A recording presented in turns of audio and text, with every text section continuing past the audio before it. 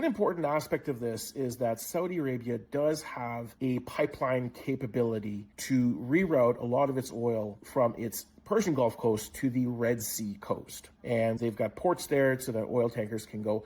And in fact, that's what's happening. An 8 million barrel per day capacity pipeline does allow oil to be diverted to the Red Sea coast. And as a whole, there's about 20 million barrels per day that usually goes out of the Persian Gulf. So that's a huge offset. One big negative aspect of that, however, is that in the last decade, there has been a lot more investment in refining capacity. So Gulf nations have their own refineries laden close to the coast so that basically they're not just exporting oil, but they're exporting oil distilled products, gasoline, diesel, propane, etc., which are higher value goods, and they make a better profit from that. Of course, now that essentially the Persian Gulf is closed, those higher value goods can't be exported to broader global markets. So they're losing margin on those, but they are still able to export a considerable quantity of oil through the Red Sea, through the Suez Canal. They are probably going to avoid going near the Yemeni coast because of obvious issues there. Though the Houthis lately have been pretty quiet,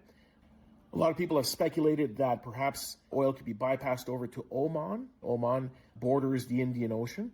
However, Oman is still pretty close to Iran, and Iran actually has been able to target Oman facilities on the Indian Ocean coast. So there's no free lunch there going into the Indian Ocean. This is a little graph here that shows basically in total over the last 2 weeks who Iran has been targeting. And it's surprising that we would have thought that Iran would have targeted Israel pretty heavily. Actually, only about 14% of Iran drones and missiles have been striking Israel. The vast majority of them have been targeting the UAE and Kuwait. Essentially, these are two smaller nations. They're much harder to defend in terms of large swarms. So basically, Iran has been targeting those two nations pretty heavily.